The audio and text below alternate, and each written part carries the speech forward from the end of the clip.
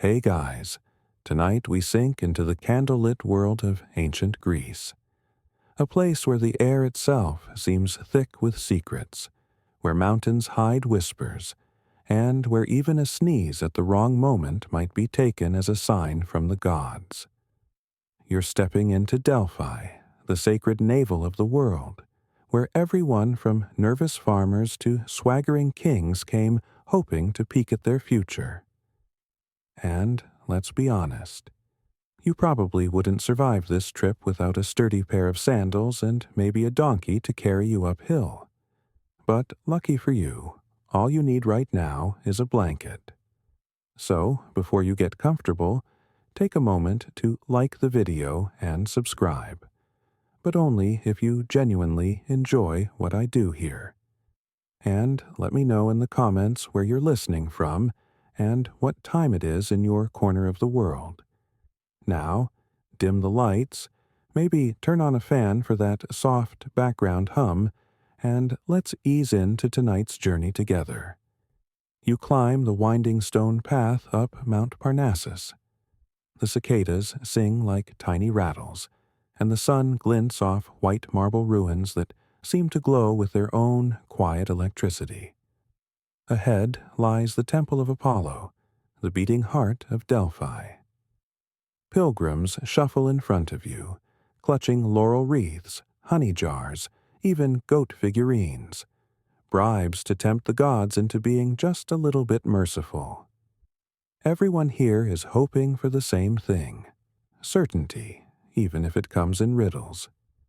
Inside, the famous Pythia sits above a crack in the earth, breathing strange vapors. Some say it's volcanic gas, others think it's incense smoke, and one modern geologist even swore it might have been methane seeping through the limestone. Historians still argue whether it was science, sorcery, or just the world's earliest aromatherapy session. Whatever the case, the priestess slips into a trance, eyes distant, voice trembling. When she speaks, her words pour out like half-dreams, sometimes poetry, sometimes gibberish, always puzzling. Here's one solid fact. Delphi was believed to be the exact center of the world. Zeus supposedly released two eagles from opposite ends of the earth, and where they collided, people built Delphi. To mark it, a rounded stone called the omphalos, literally the belly button of the earth, was placed. Yes, humanity's first cosmic GPS marker was basically a giant marble navel. But the quirky detail. Before answering anyone's burning question, the Pythia often chewed laurel leaves. Some claimed they made her see visions. Imagine your entire empire's fate hinging on someone who just ate a salad garnish for spiritual Wi-Fi. You inch forward, heart racing a little. The man before you asks if his city should wage war. The Pythia sways, whispers, "A great empire will fall." The priest beside her carefully scribbles it down, cleans it up in polished verse, and presents it like a sacred riddle. But whose empire will fall? Theirs or yours? That's the hook. Everyone leaves thinking they've been blessed with an answer, yet they're still gnawing on uncertainty. Even mighty Croesus of Lydia fell for this trick. He tested the oracle with impossible questions, and when she nailed them, he trusted her with his biggest gamble. War against Persia. The prophecy? If you cross the river, a great empire will fall. Croesus marched confidently, only to watch his own empire crumble. Historians still debate, was that bad luck, bad interpretation, or Apollo's cosmic sense of humor? You step outside into the sun again, prophecy still buzzing in your ears. The stone paths shimmer, and pilgrims chatter nervously about their riddles.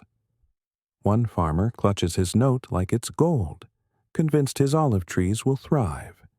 Another mutters that the gods told him only, "A shadow stretches, but light endures." Does that mean good crops? or just that summer will eventually end. You can't help but smile. It's vague enough to work for almost anything. The truth is, you realize, people don't come here for clarity. They come for the comfort of believing the universe has a plan, even if that plan sounds like a fortune cookie that got translated twice. And as you walk down the mountain, olive branches brushing your shoulders like gentle hands, you feel the tug of curiosity. What else did the Greeks believe about destiny? Who else dared to fight it, or tried to twist it in their favor? And, most importantly, how far would you go if you thought fate had already written your ending? The sun dips lower, shadows lengthen, and a breeze carries the faint smell of time. You know you're only at the beginning of this journey into fate, threads, and tangled prophecies. And you can't help but wonder, if even kings couldn't escape destiny, what chance do the rest of us have? You keep descending the mountain trail from Delphi, but the words of the oracle don't let go. They cling to you like the dust on your sandals, tickling the back of your mind. And soon, you find yourself imagining what those mysterious words actually mean in the grand scheme of things. That's when whispers of another story reach your ears. The story of the Moirai, the fates themselves, the hidden weavers who spin out every human life like yarn on a loom. You step into a dim Greek workshop, the kind where wool is carded, spun, and measured. The smell of lanolin hangs thick in the air. In one corner, a flickering oil lamp throws shadows across three women who are not quite women. More like ancient presences wrapped in the disguise of spinsters. They are the Moirai, Clotho, Lachesis, and Atropos. Clotho spins the thread. She hums softly as her spindle twists, each delicate strand representing a new life. Baby's first cries echo faintly as if woven into the thread itself. Lachesis steps in next, measuring each length with calm precision, her fingers moving like a schoolteacher doling out test papers. Some threads are long, stretching far across the floor, others painfully short. Then comes Atropos, the one everyone fears. She holds scissors, plain and sharp, and when she decides, she snips. That's it. End of story. A mainstream fact. The Moirai were so feared that even Zeus, king of the gods, supposedly couldn't overrule them. Imagine being the boss of Olympus, able to throw lightning bolts and summon storms, yet still unable to negotiate for one more day of life. You'd think being king of the gods came with better perks. Here's a quirky tidbit. Some vase paintings show the fates using not only thread, but also scrolls, tablets, or even simple pebbles to tally up destiny. Apparently, fate accounting had options. It's as if they were experimenting with office supplies before settling on the iconic scissors. You watch the scene and realize the Greeks weren't shy about personifying fate. They gave it faces, names, and tools you could picture. Maybe it was easier that way. Easier to accept mortality if it looked like three cranky ants arguing over yarn. And here's the scholarly debate. Did people truly believe the fates dictated every action, or were they more of a poetic symbol? Historians still argue whether ordinary Greeks walked around thinking, "Welp, Atropos will cut me off someday," or whether it was just bedtime storytelling material. Still, the anxiety was real. You imagine yourself lying awake in a clay brick house, staring at the ceiling, wondering if Lachesis had measured you generously or stingily. Did she give you decades, or only a handful of seasons? The creak of wood in the rafters sounds suspiciously like Atropos's scissors opening and closing. Sleep might be hard to come by, unless you, like many Greeks, whispered little prayers to appease these invisible weavers. Your sandals crunch over gravel as you picture Clotho spinning. In her hands, your entire existence is thread, fragile and glimmering. It's humbling, isn't it? You go through your day worrying about burnt bread, gossip at the market, or whether your goat has a limp. Meanwhile, somewhere beyond sight, a cosmic spinner is deciding when your yarn runs out. And yet, the fates weren't portrayed as cruel. They were impartial, calm, almost bureaucratic. Think of them as cosmic clerks stamping papers at the world's dullest office. You could beg, flatter, or offer sacrifices, but they didn't care. They simply did their work, measured and neat. There's something oddly soothing about that.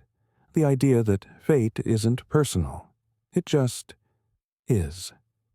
You brush against an olive branch and recall how playwrights wove the moirai into their stories. A tragic hero might try to defy fate, but the thread had already been spun. Achilles' mother could dunk him in the river Styx, leaving only his heel vulnerable, but Atropos was still waiting. Oedipus's parents could try abandoning him on a hillside, but the thread always snapped back to its destined knot. And if you think about it, you're caught in that same paradox right now. The Greeks would say, you were destined to be here, listening to this very story, at this very hour. A chilling thought, or maybe a comforting one, depending on how badly you need an excuse for staying up late with your headphones. Outside, the stars prick the sky, glinting like the scattered ends of cut threads. The Milky Way itself looks like spooled yarn stretched carelessly across the heavens. You imagine the moirai glancing down, smiling faintly, knowing you'll keep following this tale deeper and deeper. One last detail clings as you drift onward. Sometimes poets described the fates as not merely weaving, but singing while they worked. Soft chants accompanied the birth, the struggle, the ending. It was like a lullaby for the universe itself. And if you listen closely, maybe, just maybe, you can hear the faint hum still carrying across centuries, twined into your own breath as you exhale. The road winds on, and the night grows deeper, but the story of fate refuses to loosen its grip on you. Having glimpsed the weavers at their loom, you now stumble into the lives of those who tried, against all odds, to outrun their destiny.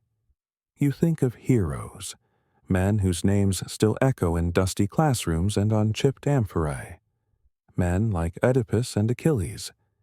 Each of them stood at the crossroads of choice and prophecy, and each thought, for a moment, that maybe, just maybe, he could bend the thread. Spoiler alert, he couldn't. First, Oedipus. Picture him as a baby, tiny feet pierced and bound with cord. His parents, King Laius and Queen Jocasta, had heard the worst prophecy imaginable. Their son would kill his father and marry his mother. They did what any desperate parents might do in myth. They tried to cheat destiny by tossing the poor infant out on a mountainside. Cold, cruel, and final. Except a shepherd found him. And so the wheel of fate rolled on, slow but relentless. As Oedipus grew, he too visited an oracle. Imagine him sweating in the shadow of Delphi, heart hammering as he asked about his future. The answer? He would indeed kill his father and marry his mother. Horrified, he fled from what he thought was home, determined never to harm his parents. Of course, those weren't his real parents. Cue the tragic comedy. On the road, he killed a stranger in a scuffle. It just so happened to be Laius, his actual father. Later, he solved the riddle of the Sphinx, became a hero, and married the widowed queen, who was, you guessed it, Jocasta. The prophecy tied its knot, neat as Lachesis' measuring cord. Mainstream fact, The story of Oedipus was central to Athenian tragedy, performed at grand festivals where thousands watched, gasped, and cried. The play wasn't just entertainment, it was civic therapy. Citizens confronted big questions. How much control do we really have? How much blame can we bear for what was written before we were born? Now, for a quirky tidbit, the Sphinx's riddle. What walks on 4 legs in the morning, 2 at noon, and 3 in the evening? Might have been an old folk joke. Imagine a fearsome monster brought down not by sword or spear, but by a riddle about walking sticks. Some scholars even wonder if the riddle was added later, a touch of dark humor stitched into a tragedy. Historians still argue whether the riddle itself was originally Greek or borrowed from Egypt, where sphinxes were much more lion and much less quizmaster. Then there's Achilles, the golden boy of the Trojan War. You follow him to the shores of Troy, his armor gleaming, hair flowing, rage simmering. His fate was written before he set sail. He would live a short, glorious life, or a long, forgettable one. Like ordering from a very depressing menu. He chose glory. Or maybe he didn't choose at all. Maybe Clotho had already spun his thread that way. His mother, Thetis, had tried to cheat the system by dipping him in the river Styx. It made him nearly invulnerable, except for the heel where she held him. And of course, that one tiny spot would undo him. You can almost hear Atropos chuckling softly as she polished her scissors. Here's the debate. Did Achilles actually die from an arrow to the heel, or was that a later embellishment? Some ancient sources mention his death in vague terms, killed near Troy, perhaps in battle, perhaps by treachery. The famous Achilles' heel might be a storytelling flourish that stuck because it fit so well with the theme of fate. One flaw, one weak spot, one tiny opening for destiny to strike. You trudge through the imagined battlefield, shields clanging, dust choking the air.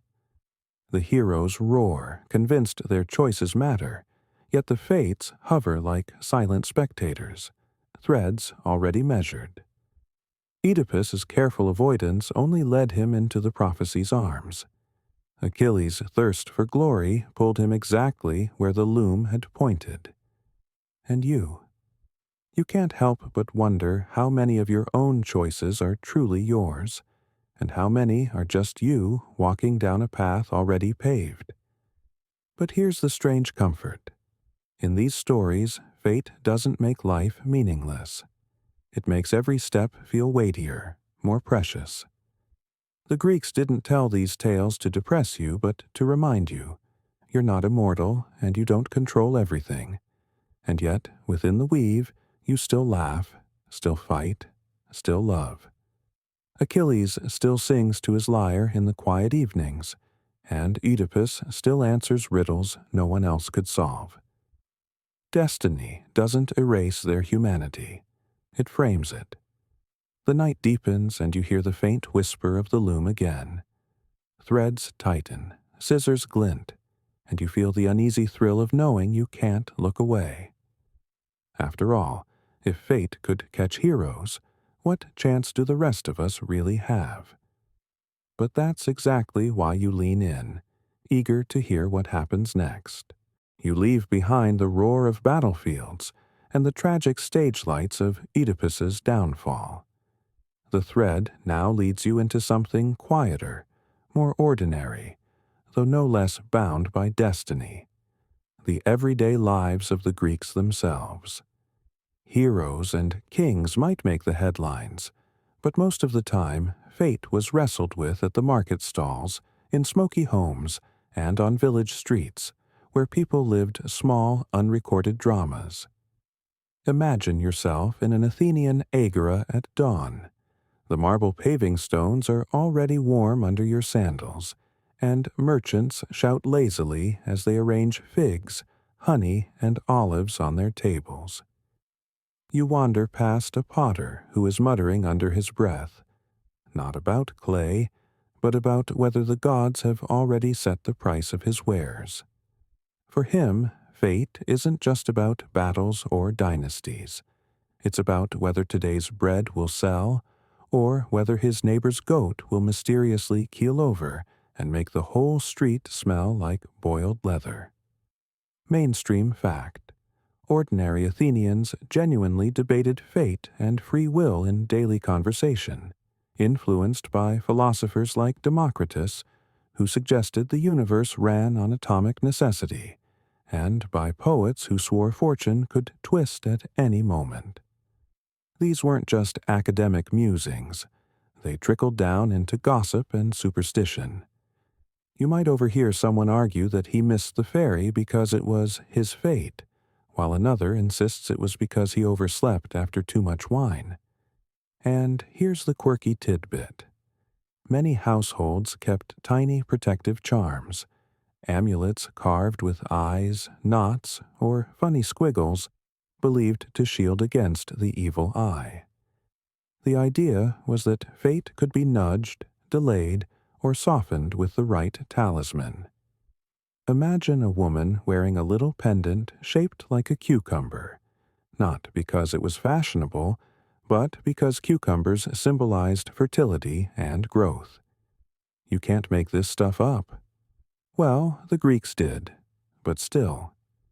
Historians still argue whether people genuinely thought these charms worked, or whether it was more of a psychological placebo, a way of saying, I've done my part, the rest is up to the fates.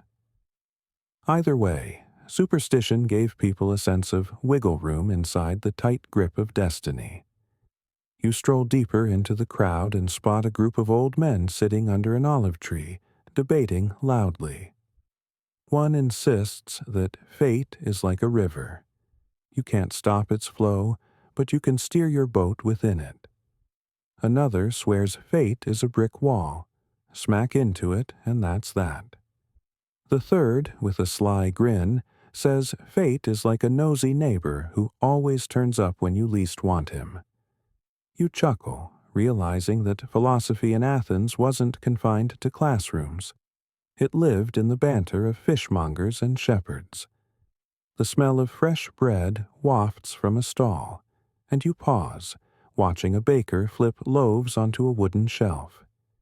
He kisses his fingers toward the sky, a quick gesture of thanks, or maybe a plea. Did he believe Clotho spun his thread long enough to see tomorrow's sunrise? Maybe. Did he also check the quality of his flour and scold his apprentice for being late? Definitely. Destiny and daily grind were woven together like warp and weft. As the sun climbs higher, women gather at the fountain to draw water, gossiping between splashes. They talk about marriages arranged, births predicted, dreams that feel like omens.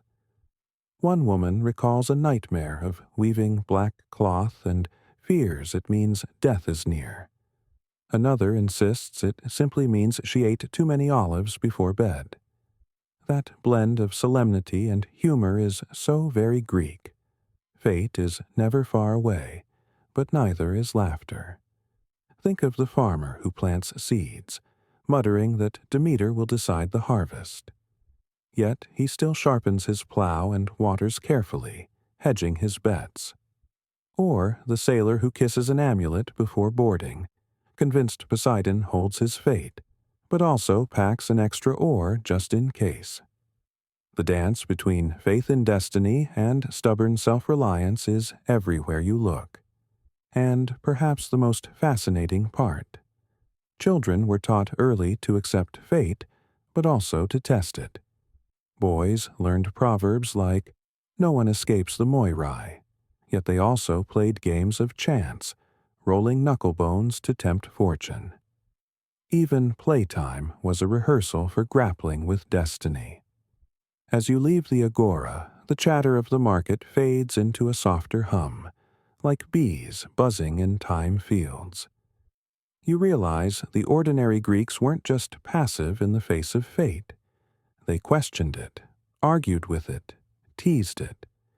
they lived as though destiny was a dinner guest. Unavoidable, sometimes annoying, but still part of the household.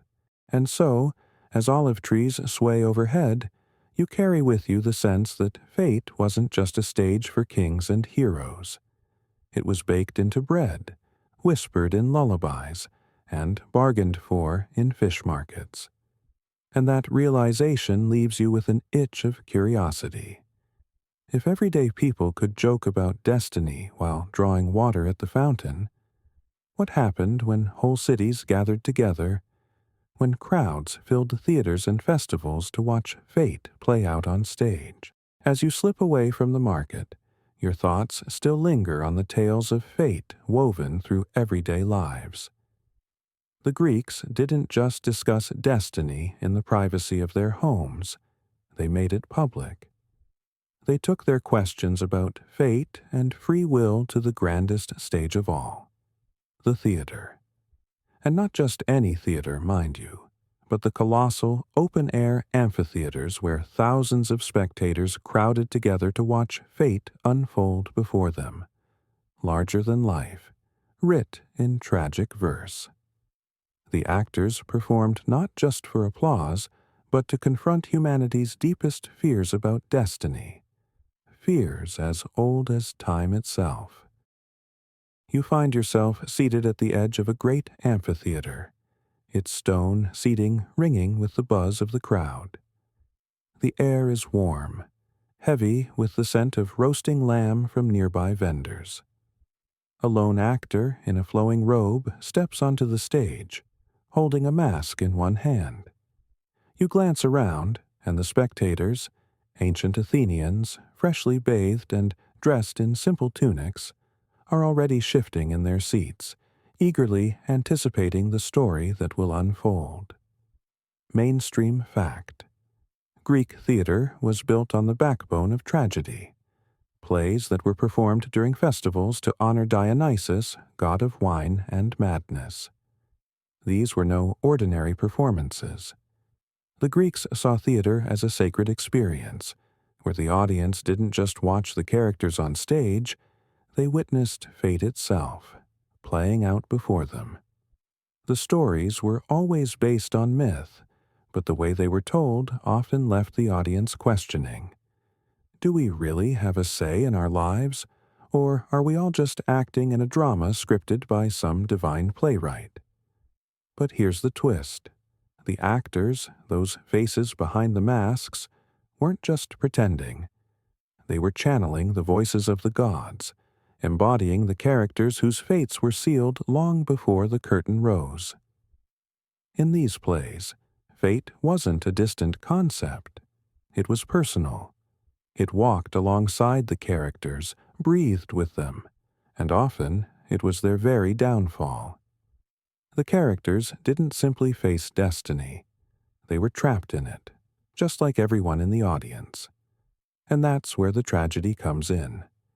Tragedy, to the Greeks, wasn't just about sad endings. It was about watching fate unfold helplessly, despite the hero's best efforts to dodge it. You watch, mesmerized as the tragic hero struggles against fate, only to be pulled back by invisible strings. The audience knows what's coming. After all, they're familiar with the myth, but they're still caught up in the moment, swept away by the raw emotion of watching someone else wrestle with the inevitable. You glance up, noticing that the sky has turned from amber to twilight blue. A second actor enters the stage, and you recognize the familiar story unfolding. It's the tale of Agamemnon, returning home victorious from Troy. As he steps into the palace, he can't see what's waiting for him. The gods, in their twisted sense of justice, have already decided his fate. Agamemnon believes he is free to act as he chooses. He believes the victory is his alone. But the fates have already spun his thread. His wife, Clytemnestra, has been waiting, plotting her revenge for years. Historians still argue whether Agamemnon's fate was truly sealed from the beginning, or whether it was a result of his own hubris. His arrogance, his decision to sacrifice his daughter Iphigenia to appease the gods and win the winds for his fleet, may have been the final strand in a tightly woven web of revenge. But either way, the audience knows from the start that Agamemnon's fate is sealed. The gods are playing their part, and no amount of strategy or sacrifice will change that. As the actor portraying Clytemnestra steps forward, the tension builds. The sound of her footsteps echoes across the stone stage as she delivers her lines, each word dripping with the slow poison of revenge. The audience can almost feel the weight of fate pressing down, heavier with each line. You can't look away. The very air seems charged with the inevitability of what's to come. This moment, this scene, is what the Greeks were really after. It wasn't just about the heroism or the battles. It was about watching fate unfold, slowly, painfully, in front of their eyes. The Greeks understood that no matter how much a hero tried to alter their path, the end was always written somewhere in the stars. They couldn't escape it, and neither can we. We're all actors in this strange cosmic play, clinging to the illusion that we have control, while fate spins its threads, pulling us into the unknown. As you sit there, watching the play unfold under the dimming sky, you can't help but think, how often do you act like Agamemnon? How often do you believe you can dodge fate, steer your own ship, make your own choices, only to realize, too late, that you were always bound to the thread? And in that moment, under the cool, fading light, the answer is clear. In the Greek world, as in ours, fate isn't something you escape. It's something you endure, moment by moment, with every choice and every breath. The actors may leave the stage, but the play, like fate itself, goes on.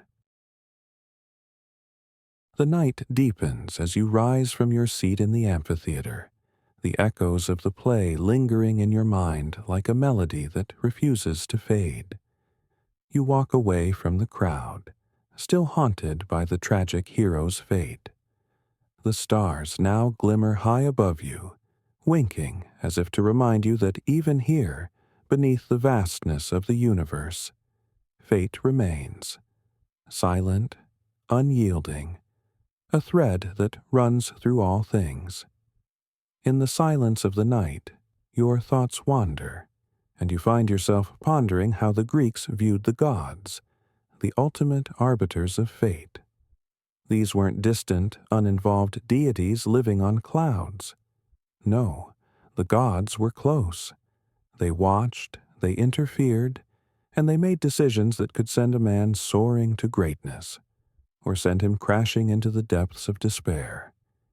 They played with lives like children with dolls. And the Greeks? Well, they lived in constant awareness that the gods might at any moment decide their fates for them. You think of the gods' interactions with mortals. Some were kind, offering gifts like wisdom or wealth. Others were more mischievous, like Hermes, who delighted in tricking both gods and mortals with his cleverness. But then there were the harsh gods, the ones who struck down men for the slightest of slights. Zeus, the king of the gods, could be both generous and cruel, shifting from a god who bestowed power to one who smote his enemies with thunderbolts. And fate, for the Greeks, wasn't some impersonal, mechanical force. It was the will of these gods, delivered through the Moirai, who would ensure that their decisions played out, regardless of human intervention. Mainstream fact. The ancient Greeks believed the gods were deeply involved in human affairs, whether that involvement was benevolent or not. If you were an Athenian, you might pray to Athena for wisdom or to Apollo for prophecy, but you also knew that the gods could strike without warning. For example, when Odysseus angered Poseidon by blinding his son, Polyphemus, the sea god unleashed a series of misfortunes that kept Odysseus from returning home for years. But Poseidon wasn't the only god involved. Every deity had a hand in his fate. The gods controlled every twist and turn. And here's the quirky tidbit. The gods didn't always know what was best for the humans they ruled over. Take the story of Paris and Helen of Troy. Paris, a mortal prince, was given the chance to choose the fairest goddess, and after a bribe from Aphrodite, he chose her. Of course, this led to the destruction of Troy. Some scholars still argue whether the gods actually wanted that war to happen, or if it was simply their boredom with mortal affairs. Did they meddle just for the sake of spectacle? Or was there something deeper in their divine intervention? You walk through the narrow streets of Athens, your footsteps soft on the worn cobblestones. The city hums quietly, and you think of the mortals who lived here, always uncertain, always wondering whether their fate was their own to control. As a philosopher might say, do we make our choices, or are we simply acting out the roles the gods have written for us? The question hangs in the air like a thick fog, and it's a question that has been asked for centuries. You pause at the entrance to a small temple, noticing the faded inscriptions that still speak of the gods' roles in fate. There's a story carved into the stone, one of mortal hubris, of a hero who tried to defy the gods, thinking that his own strength could alter the course of his fate. His name is Icarus, and he thought he could fly too high, ignoring the warnings of his father Daedalus. In his arrogance, Icarus soared toward the sun, and we all know what happened next. His wings melted, and he fell to the sea, his fate sealed by his own defiance. Historians still argue whether Icarus's fall was simply a lesson in humility, or whether it was another example of the gods playing with a mortal's fate for their own amusement. The Greek gods, after all, weren't always concerned with teaching moral lessons. Sometimes they seemed to play with mortals like pawns in a grand game, and Icarus's fall was just one move in their never-ending game of fate. You stand for a moment at the entrance of the temple, considering the message of Icarus's story. There's something oddly liberating about it, isn't there? His fall wasn't just a tragedy. It was a reminder that no matter how far we reach, no matter how hard we try to change the course of our lives, there are forces beyond our control. And sometimes, those forces come in the form of gods with their own agendas. The night air cools, and you resume your walk. The gods, their whims, and their threads of fate are now woven into the fabric of your thoughts, and you can't help but wonder. If the gods played such a pivotal role in the lives of these ancient Greeks, do we too have gods watching over us, pulling at the strings of our fate? Or are we, like the Greeks, simply living out a story written long before we arrived? And as you slip deeper into the night, the stars twinkling above, you realize that perhaps the Greeks weren't trying to answer the question of fate. Perhaps they were simply reminding us to be aware of it, to acknowledge that no matter how much we believe in free will, fate's threads are always there, quietly guiding us, pulling us along, and sometimes, just sometimes, making us wonder if we are merely actors in a play we can never escape. The stars blink down at you as you continue to wander through the quiet streets of Athens, the city's pulse soft and steady in the cool night. You begin to reflect more deeply on those threads of fate, as if they were woven into every part of the world, the mundane and the divine alike. You wonder, too, how those ancient Greeks, in their infinite wisdom, turned to the very forces that governed their lives to express their deepest fears and desires. And just like that, your path leads you to something that might seem completely ordinary, yet it is woven with the most human of threads: love. You pause near a fountain, where the sound of trickling water seems to calm the noise in your mind. The Greeks, after all, didn't just see the gods as arbiters of war or kings of fate. No, the gods ruled over all aspects of life, including love. And in the world of the ancient Greeks, love was as inescapable as the prophecies of the Moirai, yet even more elusive, more tangled. One god above all others was central to the Greeks' conception of love: Eros, the mischievous god of desire whose very presence could make mortals fall hopelessly in love, often with someone they could never have. You picture him now, a youthful figure with mischievous wings, shooting arrows into the hearts of gods and mortals alike.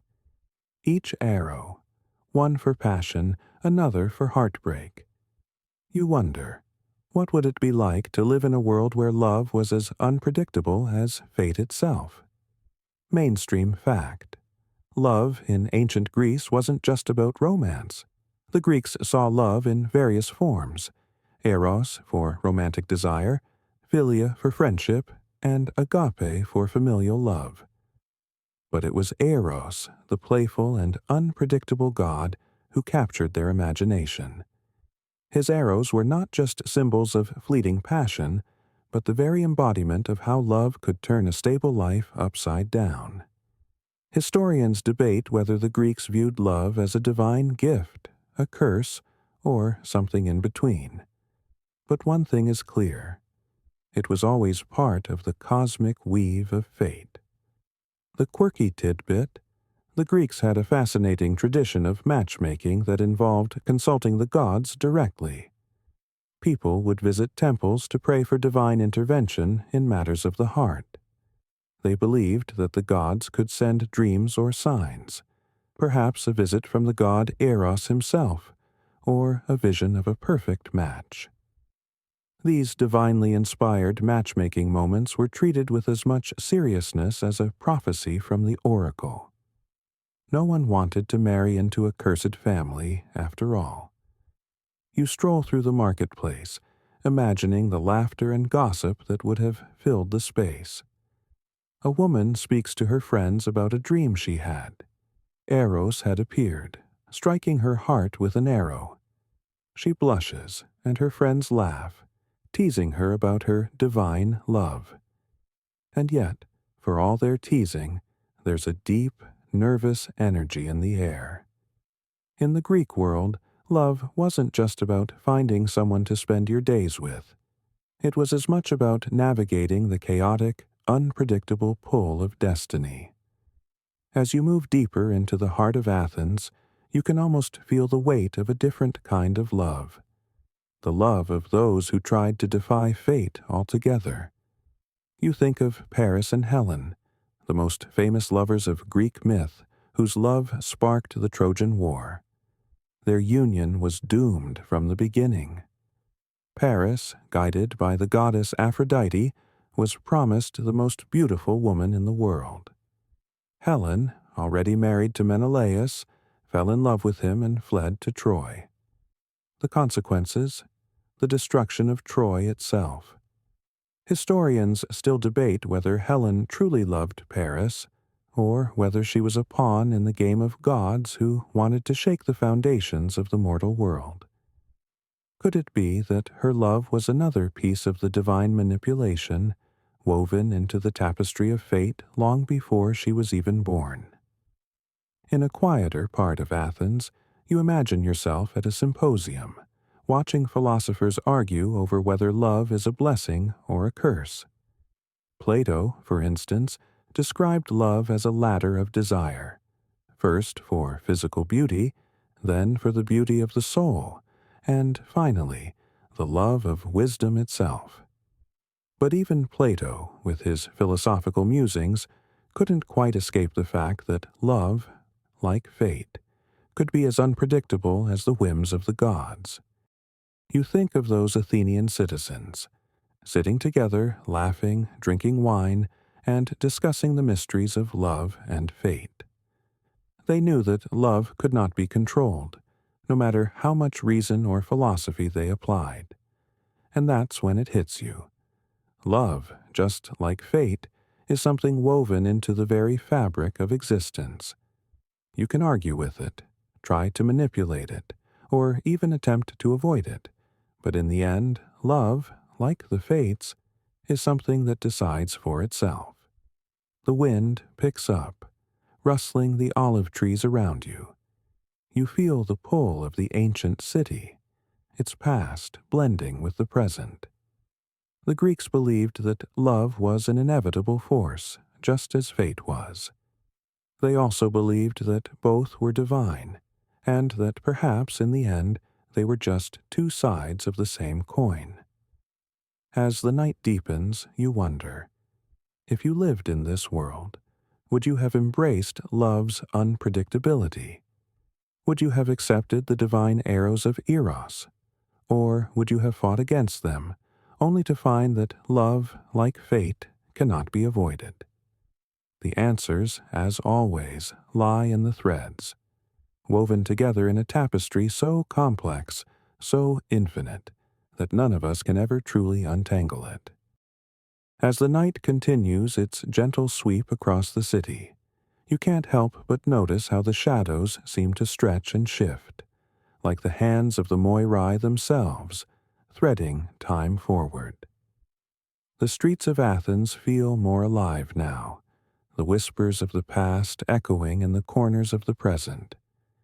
And as you move deeper into the quiet city, your mind begins to wander back to the gods, the divine architects of fate.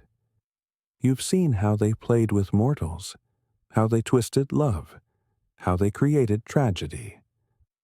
But now, as you step into the cool, quiet air of an Athenian night, you begin to wonder, what role did fate play in the greatest battle of them all, the war between gods and mortals?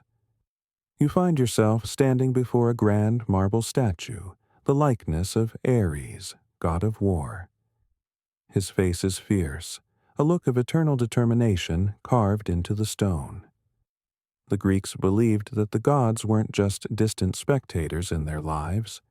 They were active participants, pulling the strings in wars, in lives, and even in death.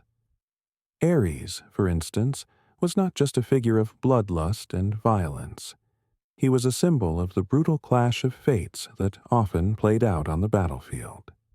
Mainstream fact: the gods didn't just watch wars from Olympus, they were often directly involved, sometimes tipping the scales in favor of one side or another. The Trojan War, for example, was as much a battle between gods as it was between mortals.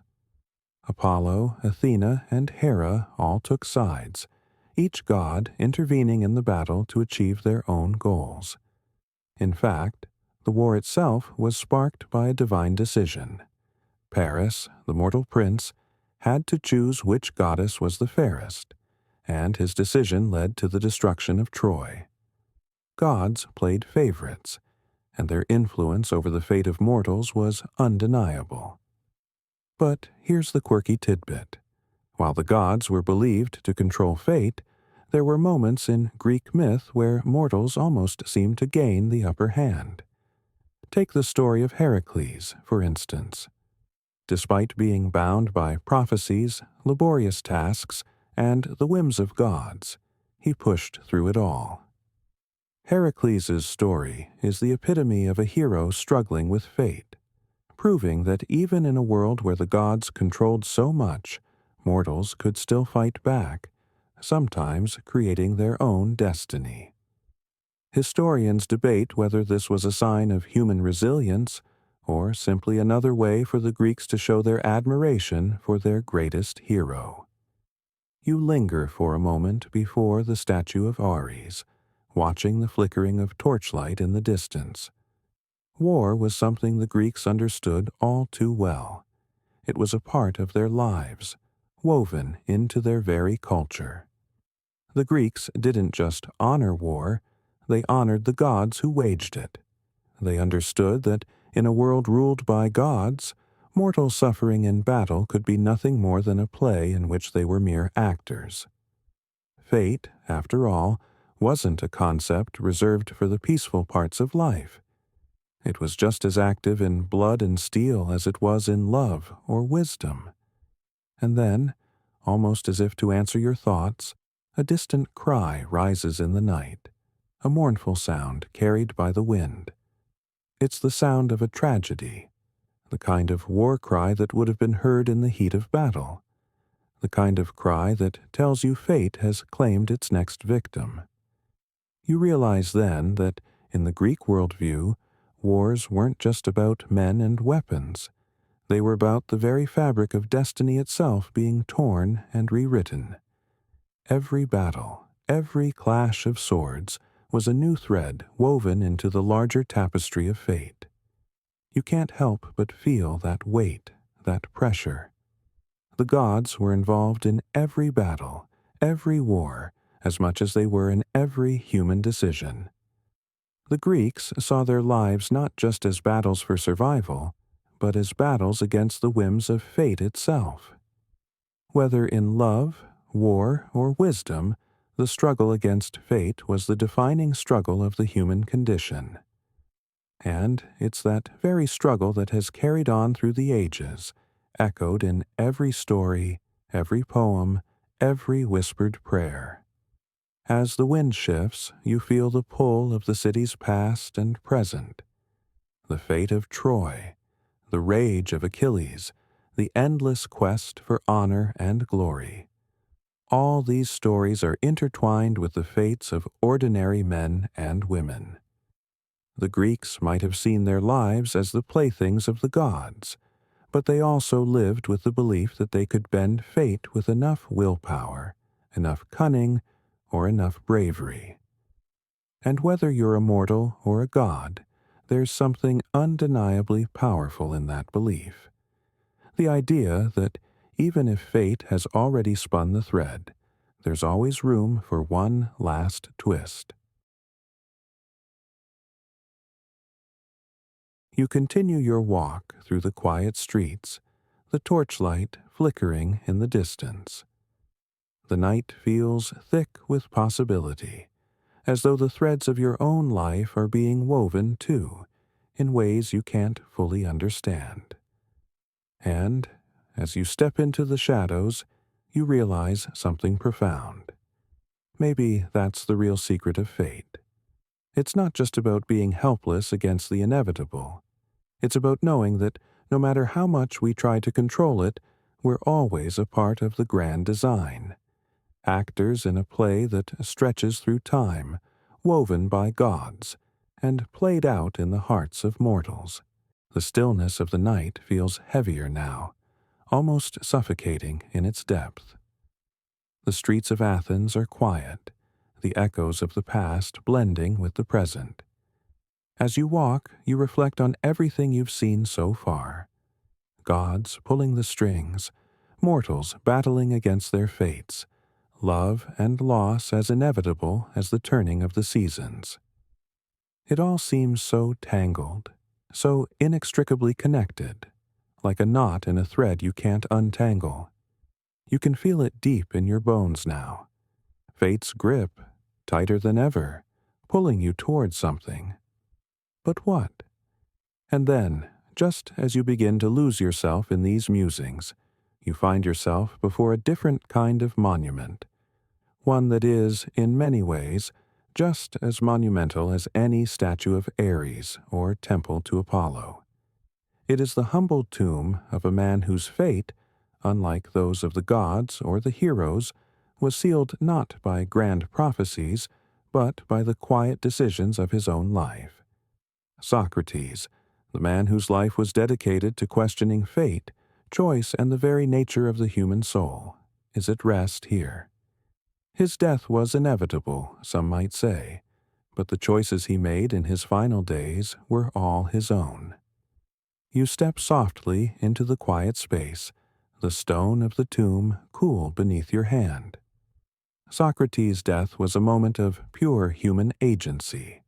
A tragic end, certainly, but one where fate played a much smaller part than in the lives of Achilles or Oedipus.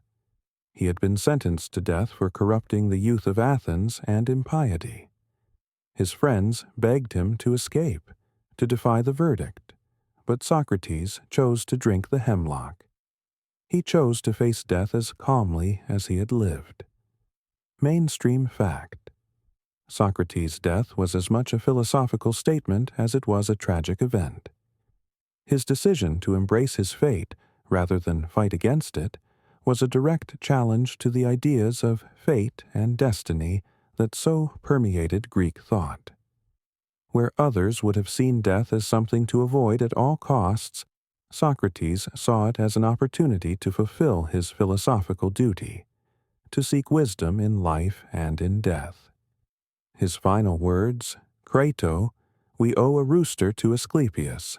Please pay it," are often interpreted as a recognition that death, for Socrates, was not the end, but the beginning of another journey.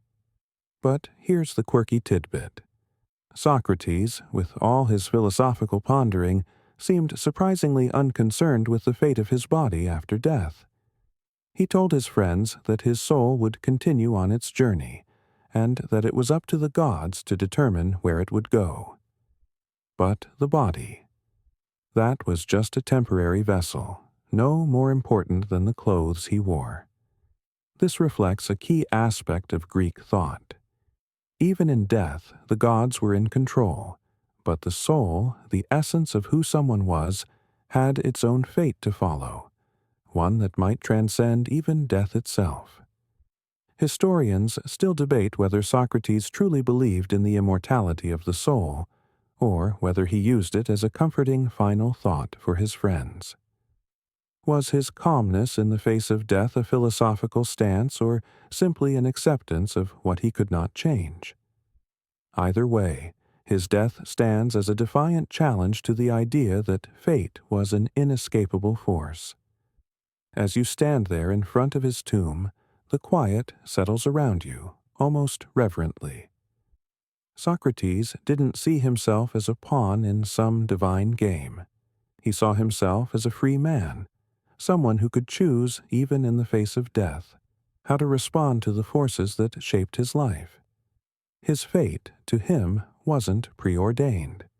It was shaped by his choices, his questioning, his relentless pursuit of truth, regardless of the consequences.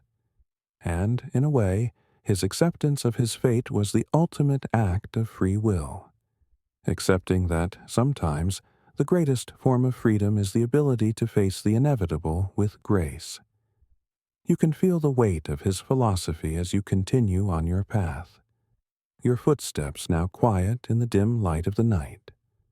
Socrates had made peace with the concept of fate, and, in a strange way, his death felt less like an end and more like an affirmation. Life may be full of twists and turns, full of divine influence, but we too have the power to choose, to ask the questions, to seek wisdom, and to decide how we face the ultimate mystery of life: death. You leave the tomb with a sense of quiet reflection. Socrates had found his peace, not through divine intervention or fate's decree, but through his own philosophical inquiry. In the end, he accepted that some things were beyond his control. He embraced that truth fully, and in doing so, he transformed it into his greatest act of freedom. You realize now that fate, while ever present, is not always something that happens to us. Sometimes, it's something we choose to face head-on with open eyes. And that, perhaps, is the most human thing of all: the ability to take the hand fate offers and decide what we will do with it. As you leave Socrates' tomb, the sense of quiet reflection lingers in the air like a soft whisper, urging you to think even deeper about fate and choice. You find yourself drifting through Athens, following an ancient road that leads you toward yet another corner of this city, the one where mortals and gods both leave their mark, though in very different ways.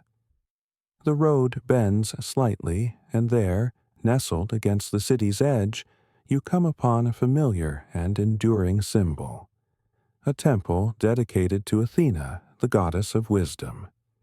But tonight, this temple isn't just a place of worship. It's a reminder of the constant, tangled interplay of divine will and human agency. Athena, the embodiment of rational thought and strategy, was the one goddess who could guide her followers with both wisdom and strength. And yet, even Athena was not immune to fate. In her many myths, we see her sometimes playing the role of protector, other times as the reluctant participant in battles she could not fully control. Her own involvement in the Trojan War, where she helped the Greeks, though the gods were divided on who should triumph, reminds us that even gods can be caught in the currents of destiny. Mainstream fact: Athena's relationship with fate was unique among the gods.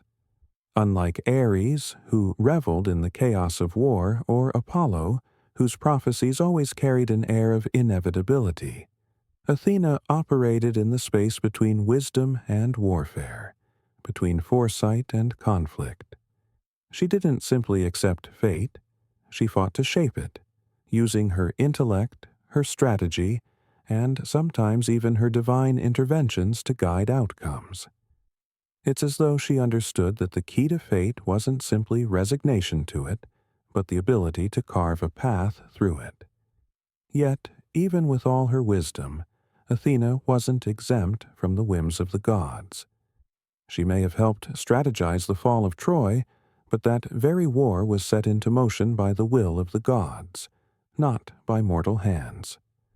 The war's outcome, so fraught with bloodshed, was decided by divine quarrels that went beyond Athena's calculated plans. The quirky tidbit here: Athena was often depicted as a goddess who valued knowledge over brute force. But in some myths she used trickery, such as when she helped Odysseus deceive the Trojans with the infamous Trojan horse. This act of cunning isn't the usual image we have of Athena as a wise and noble goddess. Rather, it hints at how the Greeks themselves viewed fate and destiny, not as something to simply endure, but something to be outwitted, altered, or subverted. Historians argue that this side of Athena reflects the human desire to manipulate fate, to find loopholes in the cosmic order. And even if we fail, we try to find a way out, just like Odysseus did. You stand in front of the grand columns of the temple, watching as the last rays of sunlight stretch across the stones. Here, it feels as though the very air is woven with the essence of fate itself, just like the strands of thread spun by the Moirai. Athena may have been the goddess of wisdom, but she knew better than anyone that wisdom alone wasn't always enough. There were moments when fate simply couldn't be outsmarted. Moments when, no matter how clever your plans, the threads of destiny would pull you in unexpected directions. As you stand there, considering the complex interplay of free will and fate, you realize that Athena's wisdom wasn't about controlling destiny entirely. It was about knowing when to fight, when to accept, and when to use your intellect to bend the world just a little bit closer to your will. Perhaps that is the greatest lesson fate has to offer. It's not about fighting it every step of the way, but about understanding when to accept it, when to challenge it, and when to work within its boundaries.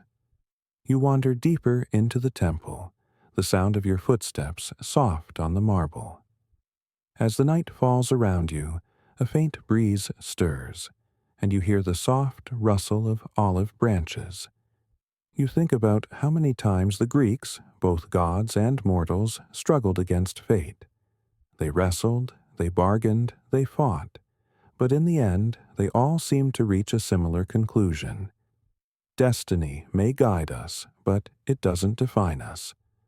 What we do with the threads we're given, whether we fight against them or weave something beautiful from them, that is what truly matters. You leave the temple behind, your heart a little heavier but clearer, as though a veil has lifted. Fate, like the gods themselves, may be beyond our control, but it is also something we, in our own quiet way, shape with every decision, every step, every breath. Athena may have been a goddess of wisdom, but even she understood that life was a balance, between embracing fate and choosing to challenge it, between knowing when to act and when to let go. And as you step back into the night, you can almost feel the weight of the city's wisdom resting on your shoulders.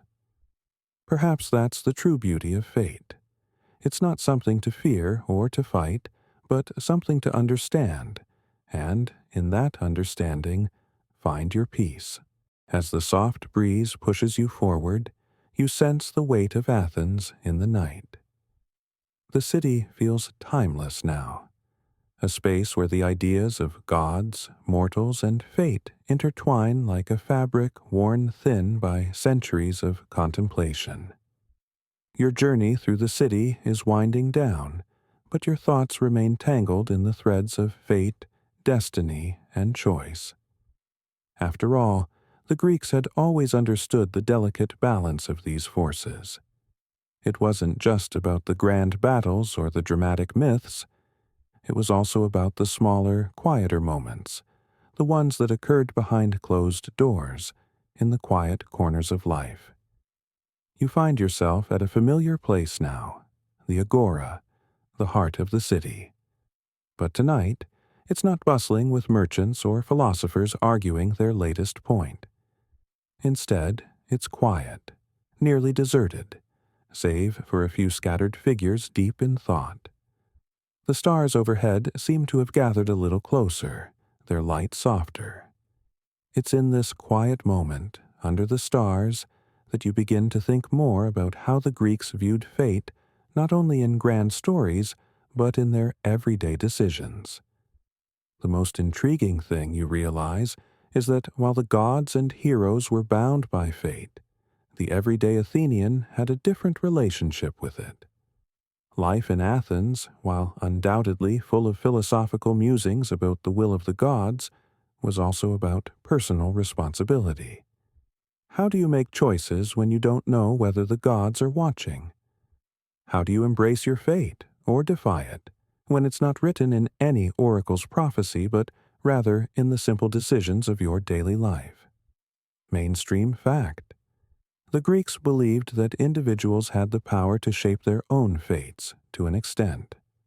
While the gods may have influenced destiny, human choice still played a significant role. In fact, much of Greek philosophy, from the Stoics to Aristotle, focused on the idea that moral choices could determine the course of a person's life, even in a world filled with divine intervention. The idea of living a virtuous life was not just about pleasing the gods. It was about aligning yourself with what was good and just, regardless of the cosmic forces at play. Now, here's the quirky tidbit. In the bustling Athenian marketplace, you might overhear merchants and philosophers alike debating fate, often in the form of the question, what is the proper measure of a man's life? In the ancient world, people didn't just measure their lives by wealth, beauty, or success. They measured them by their actions, by their integrity, and by the way they dealt with the forces that sought to shape them. It was not so much about avoiding fate, but navigating it, finding a way to live with grace even when you couldn't change the outcome. Historians still debate whether the Greeks truly believed they could alter their destinies through virtue, or if they simply consoled themselves with the belief that they had some agency. After all, if everything was truly preordained, would our choices matter at all? But whether fate was seen as absolute or negotiable, it's clear that the Greeks lived with an ongoing tension between acceptance and action. They believed that while destiny may guide us, our response to it, how we face it, how we decide to live in its shadow, was what truly defined us. You stand there, feeling the weight of this philosophy pressing down on you.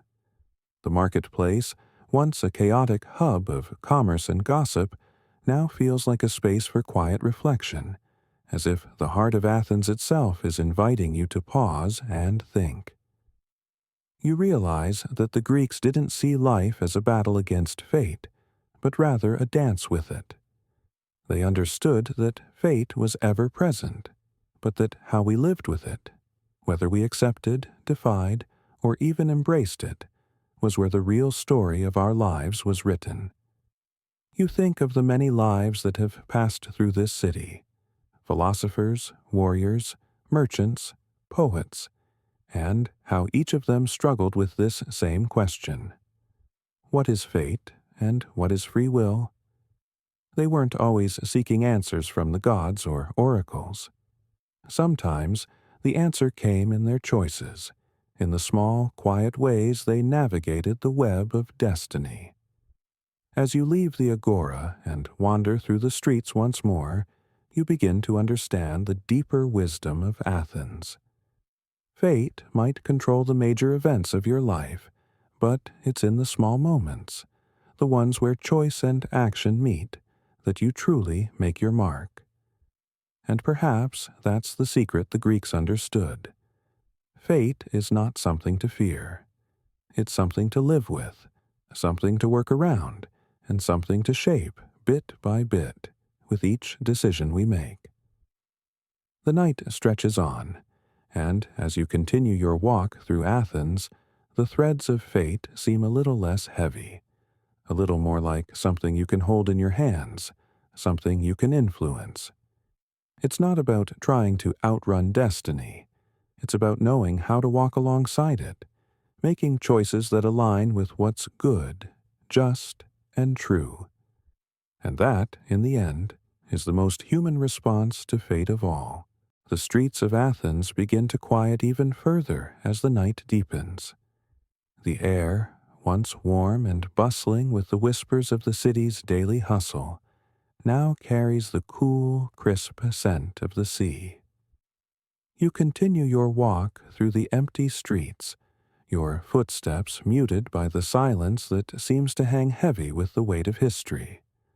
The city of gods and philosophers is still, and the stories you've explored tonight, the tales of gods, heroes, and mortals, are now woven together into a single, seamless thread. Yet there's still something lingering in your mind, something that connects all of these stories, all of these lives. It's the concept of acceptance. The Greeks, in all their wisdom, didn't just grapple with fate in a combative way. They learned to accept it. Not passively, not with resignation, but with the kind of acceptance that allows one to continue living meaningfully, even when the outcome is beyond their control. And that's the final piece of the puzzle. The moment when the gods, with all their power, seem to retreat, leaving the mortal world to figure it out. You pause by a quiet fountain, the sound of trickling water providing a soft backdrop to your thoughts.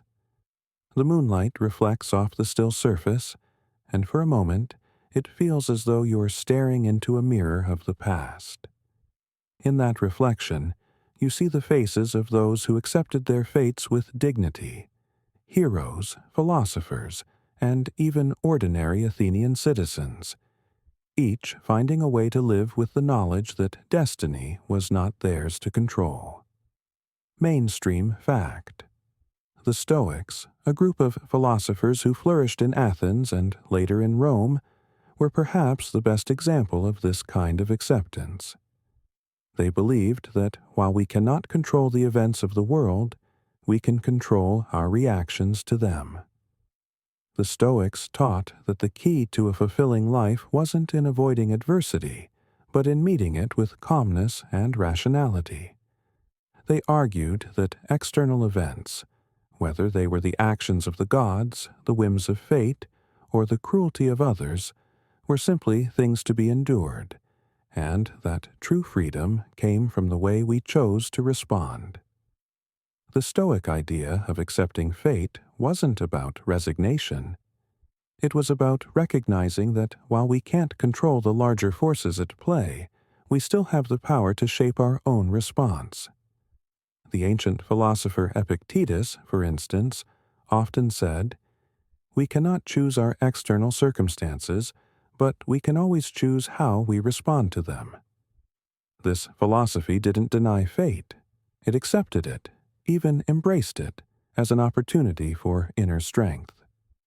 Here's the quirky tidbit. While the Stoics believed in accepting fate, they didn't believe in passivity. Far from it. They also emphasized that we should work towards achieving the best possible life in the face of circumstances. The difference was that they didn't obsess over the end result. They focused on what they could control, namely their thoughts, actions, and attitudes. It was a radical form of self-control, and it's part of the reason why Stoicism became popular not just in Athens but across the Roman Empire as well. You sit on a stone bench near the fountain, the water reflecting the stars above. You think about the many moments in life when we all must face the unknown, the inevitable, the fates that are beyond our grasp. And yet, there's a peace that comes with this understanding. The Greeks understood this, from the grandest heroes to the humblest citizens. Fate will unfold, but we still have the power to walk through it with grace. It's not about fighting what's beyond our control, but about choosing how we move forward with what we're given.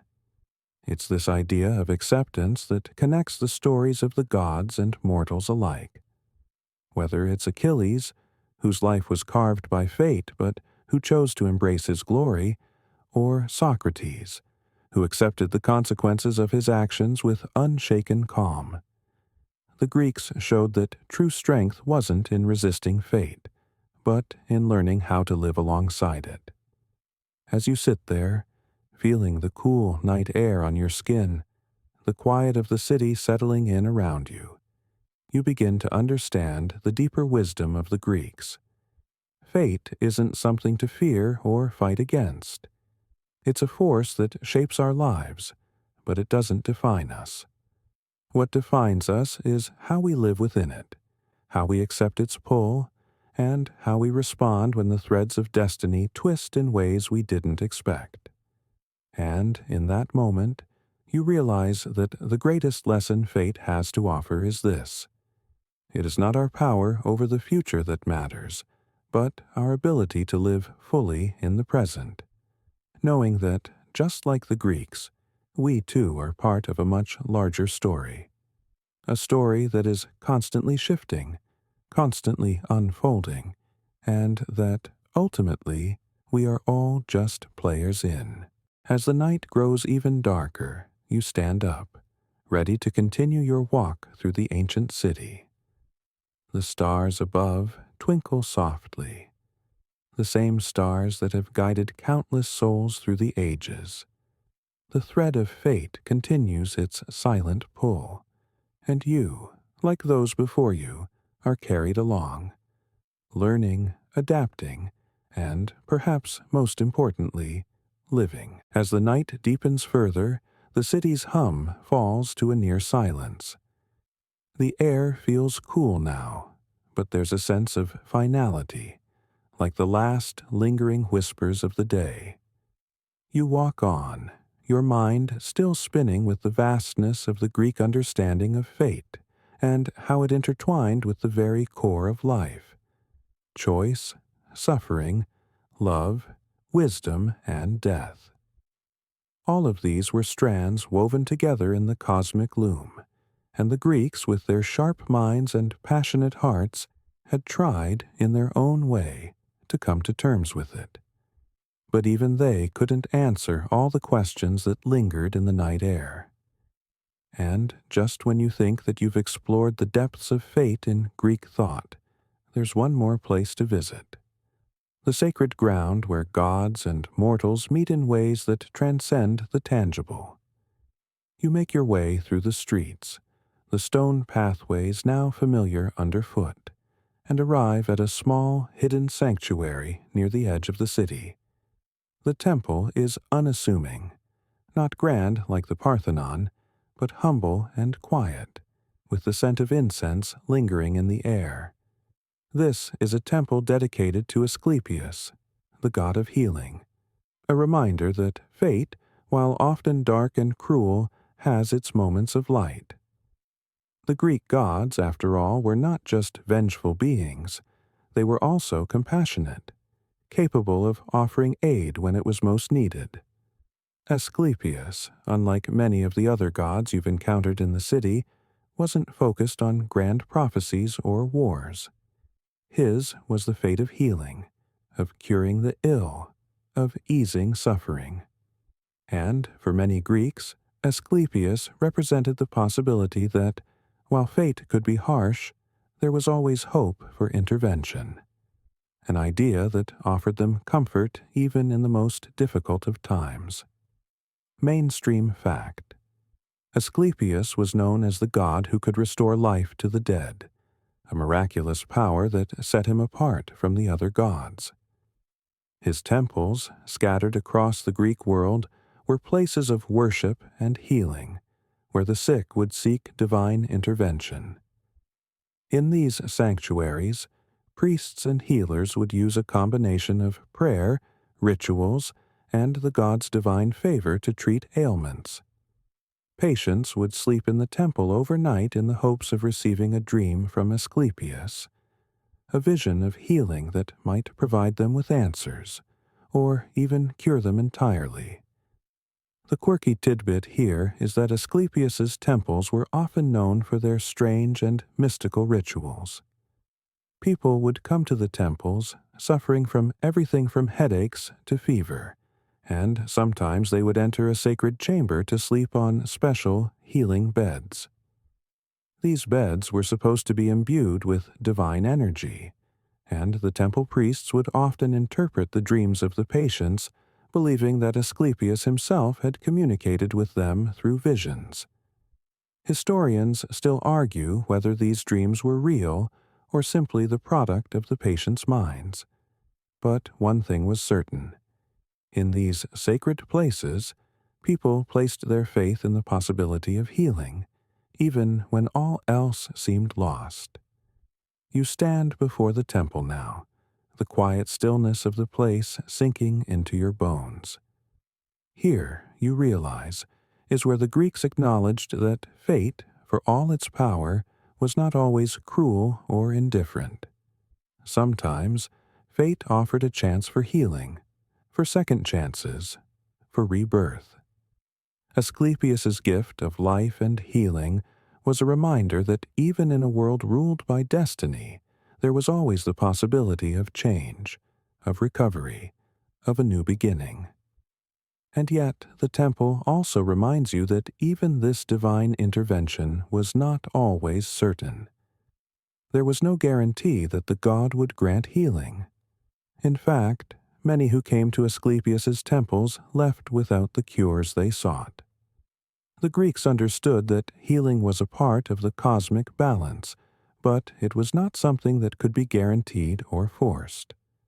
Fate, in this case, still had its role to play, and sometimes the healing of the body was as much a matter of divine will as it was of personal endurance.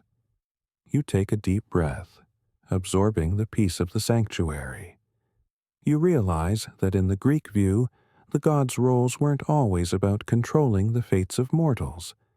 They were about offering the possibility of intervention, of chance, of mercy. Fate was not a fixed, unyielding force.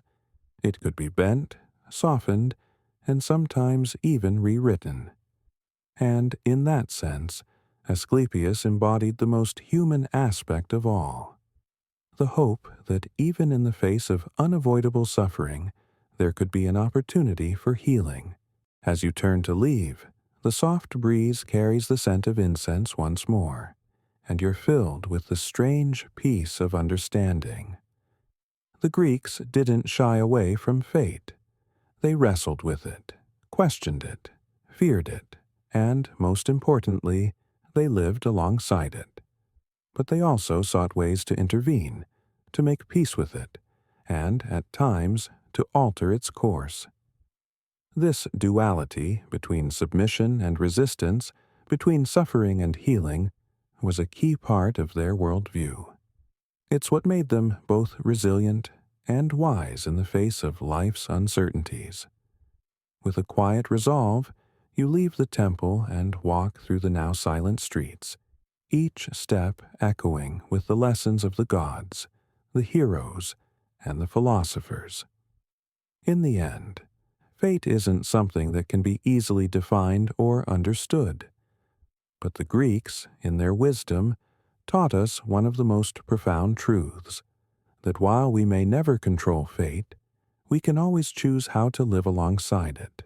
The path ahead seems to stretch endlessly into the dimming night, and as you walk through the quiet streets of Athens, the lessons of the past swirl in your mind. The gods, the heroes, and the philosophers, they've all shaped your understanding of fate tonight. But now, as the last remnants of light flicker in the sky, you begin to wonder about the very nature of fate itself. Is it truly something handed down from the gods, or is it simply an ever-present force within all of us, something we create by our actions, by the decisions we make? As you continue your walk, you find yourself drawn toward a small stone bench, nestled in the shade of an old fig tree. It's a peaceful spot, quiet, shaded, and surrounded by the gentle hum of the night. Here, in this tranquil corner of Athens, you find the perfect place to reflect on all that you've learned. You sit down and let your thoughts wander back to the heart of the matter. Does fate really control us, or do we, like the Greeks, have the power to shape our own destiny? Mainstream fact. The Greeks were remarkably divided on the question of fate versus free will. Philosophers like Heraclitus argued that fate was an inescapable force, an endless cycle of change that governed the universe. In contrast, figures like Socrates and Plato believed that while fate could influence the world around us, humans still had the capacity for choice and moral responsibility. The Stoics, as we've seen, embraced a middle path. They acknowledged the weight of fate, but believed that one's reaction to fate was what truly mattered. Yet, even in these philosophical debates, the Greeks were not so sure that destiny was completely fixed. For instance, Herodotus, the great historian, often wrote about the unpredictable nature of fate in his histories. In his view, fate was often at the mercy of the choices of individuals, but those choices, in turn, were shaped by unseen forces, sometimes the gods, sometimes the very nature of human ambition. This brings us to the quirky tidbit, the concept of hubris. Excessive pride, often leading to downfall, was crucial to Greek thinking. Hubris was a mortal sin that often led to tragedy, because it was the very thing that brought humans into conflict with the gods. Whether they were kings, heroes, or ordinary citizens, the Greeks believed that those who acted with too much pride were challenging fate itself.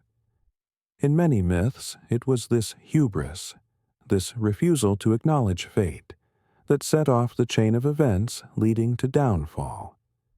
You sit back on the bench, listening to the soft rustling of the leaves overhead. For all the gods' interference, for all the twists of destiny, it seems that human beings are always striving to understand and alter their fate. They may believe in the gods, but they also believe in the power of their own choices. Perhaps that's the paradox of fate, that while we cannot escape its inevitable pull, we are still the ones who choose how we respond to it. And maybe that is the greatest gift the Greeks gave us. The idea that even in a world ruled by fate, we still have the power to act within it. You lean back against the tree, feeling the warmth of the earth beneath you. The quiet of the city surrounds you, and for the first time tonight, there's a sense of calm. Fate, you realize, is not a distant, unfathomable force. It is here, in the choices we make each day, in how we navigate the threads that bind us to the world. The gods may have written their stories, but the Greeks showed us that we write our own as well. And even in a world full of prophecy, tragedy, and the weight of the stars, there is room for us to shape our path, through love, through action, and through the quiet acceptance of what comes next. With a deep breath, you stand, and as you begin walking back toward the city, you understand now that fate, for all its complexity, is not something to fear. It is simply the journey. The ancient Greeks may have grappled with it in all their tragedies, their philosophies, their dreams of gods and heroes, but in the end, they too were walking that same path. Just like us. The stars above you glitter like endless threads, each one a possible fate, a possible choice. And as you walk, you know that whatever twists of fate lie ahead, you are part of this grand, intricate design, connected to it, shaped by it, but never fully bound by it. There is always room to choose, always space to create something new, something meaningful, from the threads that destiny has given you. As you walk further through the city, the gentle hum of the night feels different now, somehow richer, more profound. The ancient stones beneath your feet, the rustling leaves, the distant flicker of torchlight, they all seem to hum with a quiet knowledge. Fate, you realize, is not merely the tragic or heroic events of gods and mortals. It's woven into everything, into the smallest, seemingly insignificant choices, the ones that ripple outward in ways we often cannot understand. And in that, there's something peaceful, even comforting. Life, like the fabric of destiny, is always unfolding. You arrive at the edge of the city, where the land begins to slope downward toward the dark expanse of the sea.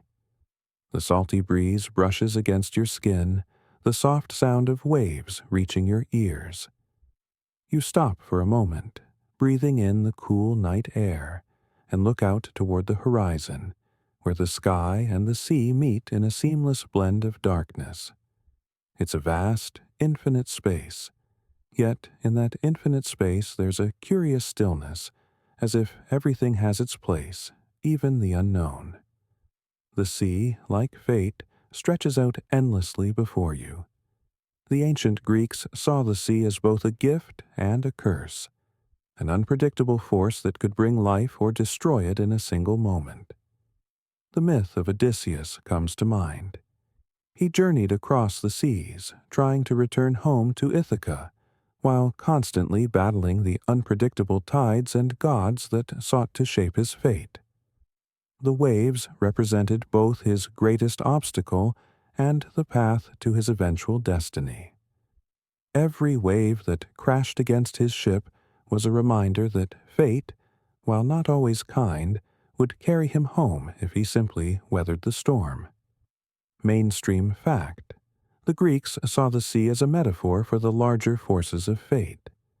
Their stories of sailors and sea gods were filled with imagery of struggle and survival, of trying to control the uncontrollable. The Odyssey itself is a story of survival, of Odysseus's persistence in the face of fate's many twists and turns. Even though the gods played their hands in his journey, Odysseus was still in control of how he faced those challenges. He used his cunning, his resilience, and his wit to outlast the forces that sought to drag him down. In a sense, Odysseus represented the human spirit, ever battling against fate, ever fighting for the opportunity to steer his own ship. But here's the quirky tidbit. Did you know that many of the Greek sailors and navigators believed that the sea was influenced by divine forces who could change the course of ships with a mere gesture? Poseidon, for instance, could summon storms with his trident, or calm the waters with a wave. The sea, for all its beauty, was a fickle, unpredictable realm, just like fate itself. The ancient sailors didn't just rely on stars and currents. They prayed to Poseidon, offering sacrifices and hoping that the god would favor their journey. The ancient Greeks, in their wisdom, understood that no matter how skilled a sailor you were, the true force that steered your ship was beyond you. You sit down on a nearby rock, letting the sound of the waves soothe you. The rhythmic crash of the surf against the shore is like a lullaby, a reminder that, in the end, fate is much like the sea, ever changing, ever moving, and always beyond our control. And yet, there is something incredibly powerful in that realization. Just as sailors depended on the sea's unpredictable nature, so too do we depend on the unpredictable currents of our own lives. We can't always control where the waves take us, but we can choose how we ride them. The stars above twinkle like tiny lights in the vast, dark sea, each one a thread, each one a story that has been told countless times. The ancient Greeks believed that fate, like the stars, was something written in the heavens, a celestial pattern that guided every life. And yet, as you sit here, staring into the vastness of the ocean, you realize that while fate may be written in the stars, it's the choices we make, how we respond to the winds and the waves, that shape the path we follow. The gentle sound of the ocean seems to carry a soft whisper on the wind, almost as if the sea itself is speaking to you. It's a reminder that no matter how vast or overwhelming fate may seem, we are always connected to it. Like the ocean's waves, we are part of something much bigger than ourselves, and yet we still have the ability to navigate, to choose, to endure.